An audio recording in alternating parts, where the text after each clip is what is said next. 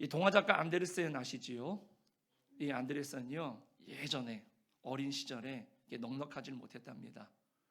그래서 그때에도 추수가 끝나고 나면 그 주인들이 그 떨어진 이삭들을 주워가지 않고 그 가난한 사람들에게 주워가라고 할 때 이 안데르센도 거기에 가서 주워야지만은 그 양식을 구할 수 있을 만큼 힘들었다고 합니다. 그래서 어느 날 이제 추수가 다 끝난 밭에 좀 멀리 나가서 친구들하고 그 이삭을 주우려고 하는데 그 농장직이, 그 아저씨가 막 쫓아오는 겁니다. 어디 들어와서 주워가냐고. 그러니까 막 친구들하고 도망을 가는데 이 안데르센이 가다가 넘어지는 바람에 붙잡힌 거예요. 그래서 누가 우리 들판에 와가지고 이삭을 주우라고 했냐 이러면서 막 화를 내면서 너, 그러면서 이제 매를 대려고 그랬던 거죠. 그럴 때 이 안데르센이 그 농장 지기를 향해서 때리시려면 때리십시오. 그런데 저는 하나도 겁이 나질 않습니다. 하나님이 지금 저를 내려다보고 계시거든요. 근데 그 순간에 이 농장지기가 마음에 감동이 되는 거예요. 그래서 태도를 바꿔서 그랬구나, 미안하다, 그래 내가 잘못했다, 하나님께서 너와 함께 계시는 것을 내가 깜빡했구나, 그러면서 머리를 쓰다듬으면서 그래 주워가라. 그래서 다른 날보다, 다른 친구들보다 오늘 이 안데르센이 많은 양식을 거두어서 이제 돌아왔다는 이야기가 있습니다. 이게 추수감사주일에 좀 적합한 이야기가 아닌가 싶어서 잠깐 소개를 해드렸습니다. 여기서 감동을 주는 게 또 하나 있죠. 이 안데르센의 믿음과 용기입니다. 그리고 또 농장 주인의 깨달음과 베품이라는 부분입니다. 하나님은 이 가난한 소년을 잊지 않고 계셨습니다. 안데르센은 가난한 집에서 자라고 있었지만 하나님이 늘 나와 함께 하시는구나 라고 하는 이 믿음을 가지고 있었던 것이죠. 또한 이 안데르센이 지금 하나님이 저를 내려다보고 계십니다 라고 말을 할 때에 뒤늦게나마 깨닫고 그 이삭을 많이 주워갈 수 있도록 해주었던 이 농장 지기의 마음, 참 너그러운 마음이지요.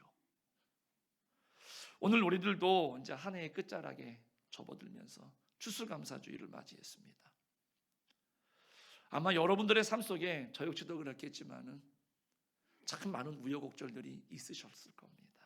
그리고 여기까지 오셨을 거예요. 지금도 장로님께서 기도하셨던 것처럼 지구 반대편에서는요, 전쟁이 있습니다. 자연재해로 말미암아서 정말로 고달픈 고난의 시간들을 보내는 사람들이 지금 너무 많이 있습니다. 정말로 힘겨운 시간들을 지속해가는 사람들이 얼마나 많이 있습니까? 지금 이 순간에도요, 병원에 입원해 계신 분들, 지나친 부채에 시달리는 사람들, 근심과 걱정 때문에 사로잡혀 있는 사람들, 시련하고 외로운 사람들, 이별이나 사별로 혼자 된 사람들, 독거노인들, 끼니조차 있기가 힘들어서 정말로 가난에 허덕이는 그런 추위에 떨 수밖에 없는 이런 우리의 이웃들이 너무나 많이 있습니다. 그네들이 여러 가지 상황을 통해서 고통받고 어려워하고 있다는 겁니다. 저는 개인적으로 바라기는요, 저도 이렇게 어려운 시간들을 지내놓고 보니까 이런 사람들을 위한 안식의 해, 해방의 해로 정하고 그들에게 작지만 우리가 베풀 수 있는 따뜻한 손길을 내미는 그런 절기가 되면 어떨까? 좀 그런 마음을 가지고 오늘 이 말씀 속에서 우리가 다시 한번 그런 해야만 하는, 우리가 나누어야만 하는, 그네들을 기억해야만 하는 그런 당위성에 대해서 이 절기를 통해서 우리가 한번 생각해 보고 싶습니다. 우리 사랑하는 성도님들, 추수감사절이라 그래가지고 절기라 그래가지고 내가 감사헌금 봉투 하나 이렇게 만들어서 하나님 앞에 드리고 난 다음에 내가 다 했구나라고 만족해하는 것이 아니라 무엇인가 직접 그들의 가슴에 와 닿는 사랑의 베품, 나눔의 행실이 있는 그런 안식의 절기로 삼고 실천하면 얼마나 주님께서 기뻐하실까. 이런 절기를 지날 때마다 그런 생각을 한번 해봤는데 처음으로 여러분들과 이러한 내용을 가지고 말씀을 나누는 것 같습니다. 이 안식년, 면제년의 유래가 있습니다. 오늘날 우리가 사용하는 이 7일 주기는 하나님께서 창세기에 나와 있는 것처럼 6일 동안 일하시고 7째 날에 쉬셨습니다. 여기에서 유래가 된 겁니다. 그런데 이스라엘 백성들이 430년 동안 종살이를 했던 그 애굽은 10일 주기의 달력을 썼습니다. 그러니까 그 안에서 430년을 살아가면서 하나님이 주신 어떤 시간의 절기를 잊어버리고 그 이방 땅의 우상의 절기를 가지고 그네들이 살았다라는 것이죠. 그래서 출애굽을 시킨 다음에 하나님께서 그네들을 시내산에 도달하게 하시고 제일 먼저 뭘 하셨느냐? 새 달력을 주신 겁니다. 이 달력이라고 하는 것은 갑작스럽게 주어진 것이 아니에요. 이스라엘이 7일 주기를 잊고 있는 동안에 하나님께서는 그 7일 주기를 기억하셨다가 다시 잊어버렸던 7일 주기를 그네들에게, 하나님의 백성들에게 다시 되찾아 주신 거거든요. 성서학자들도 이렇게 이야기를 합니다. 레위기 25장에 보면은 희년은 7월 10일 대속죄일에 나팔을 불면서 선포를 합니다. 그래서 그 희년을 수양의 뿔, 나팔이라는 뜻을 가진 요벨이라고 부릅니다. 우리가 7년째 되는 그 해를 가리켜서 안식년, 면제년이라고 말합니다. 그리고 그 안식년이 7번이 흐르면 49년이 되면 뭐가 되는 거죠? 그 50년째 되는 해에 희년을 선포하는 것입니다. 그 안식일은 7일마다, 안식년은 7년마다, 희년은 49년마다 돌아오기 때문에 모두 7의 배수입니다. 그런데 성경에서 보면은요, 이 7은 완전 숫자입니다. 성부, 성자, 성령 삼위일체 하나님의 수 3과 이 땅의 동서남북 이 사람의 숫자 4가 합쳐진, 그래서 이거 완전 숫자라고 말합니다. 그러니까는 이 7이라고 하는 것은 하나님이 원하시는 뜻을 태초부터, 즉 종말까지를 의미하는 거예요. 그래서 이 면제년의 주요 규례는 뭐였느냐? 6년간 경작한 땅을 쉬게 하는 겁니다. 종살이하는 히브리인들을 놓아주는 겁니다. 모든 빚을 1년간 면제해 주는 겁니다. 그리고 모든 이스라엘 백성들에게 말씀을 가르치는 것으로 이 안식년을 보내야 되는 것이죠. 그러니까 면제년의 제도는 이스라엘 백성의 탐욕과 완악함으로 인해서 사실 있었지만 유명무실해졌어요. 또 오늘날에도 마찬가지입니다. 그런데 제가 성지순례를 가보니까 지금은 모르겠습니다. 벌써 거의 한 15년 전이니까는요. 거의 20년 됐네요, 진짜. 가다 보면은 똑같은 밭인데 경작을 안 하는 밭들이 있더라고요. 군데군데. 그래서 물어보니까 뭐라 그러느냐? 안식년이래요, 그 밭은. 근데 진짜 안식년에는 아무것도 1년 동안은 경작을 하지 않아요. 우리나라는 어떻습니까? 그 땅이 노는 꼴을 못 보죠. 어떻게든 힘이 부족하면 비료를 부어서라도 일을 하게 만드는 게 지금 오늘날의 현실이에요. 그러니 그 하나님의 절기, 하나님의 시간들을 잃어버렸습니다. 그 탐욕으로 물들었습니다. 그래서 이스라엘 백성들이 결국 우상을 따라갔고 하나님을 등지고 하나님의 말씀을 등지고, 그러니까 바벨론의 포로로 잡혀가게 되었던 것이죠. 그런데 하나님은 기억하셨던 거죠. 그리고 강제적으로 70년간 그네들이 남의 땅에 가서 포로 생활할 때 하나님은 그 하나님의 땅을 쉬게 해주신 거예요. 사람이 면제년과 희년을 지키지 않는 동안에도 하나님은 그 주기를 정확하게 기억하고 계셨다는 것이죠. 갈라디아서 4장 4절의 말씀처럼 정한 때, 그때의 세상에 오신 예수님께서 희년을 선포하셨어요. 누가복음 4장 18절에서 19절입니다.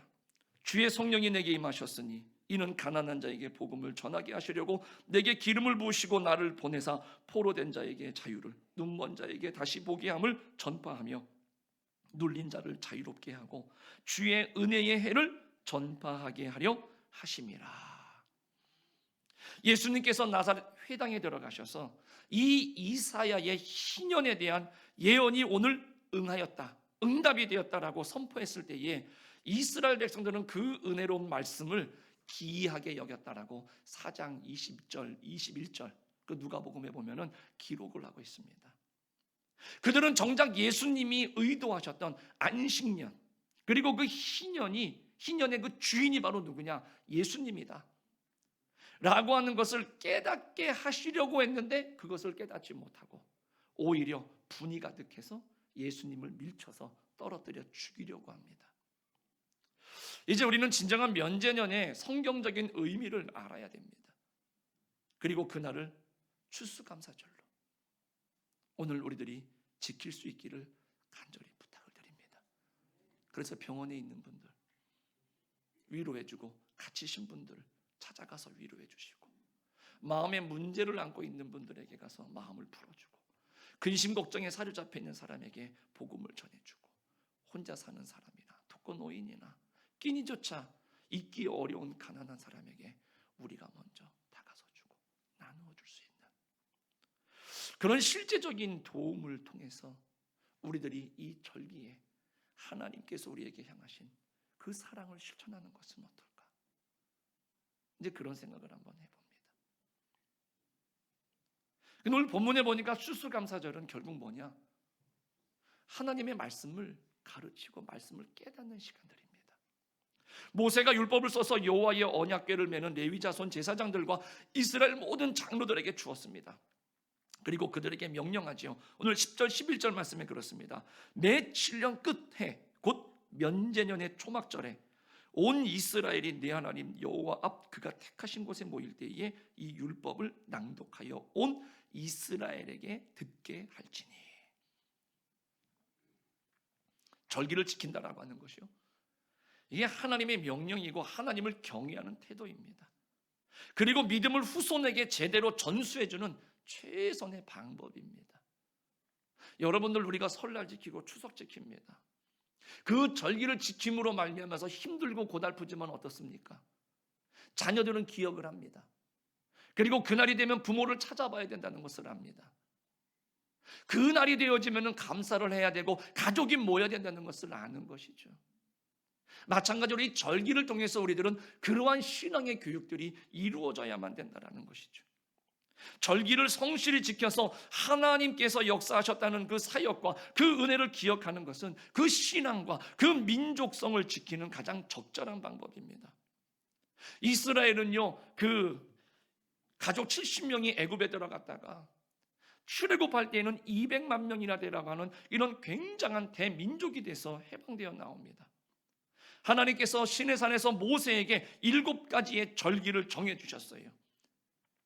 하나님께서 약속하신 땅 가나안 땅에 들어가서 하나님의 구원의 역사를 기억하라 그래서 여호와의 절기라 그래서 그 여호와의 7절기를 말씀하셨어요. 레위기 23장에 분명하게 기록하고 있습니다. 유월절, 무교절, 초실절, 오순절, 나팔절, 대속제일, 초막절, 여호와의 절기입니다.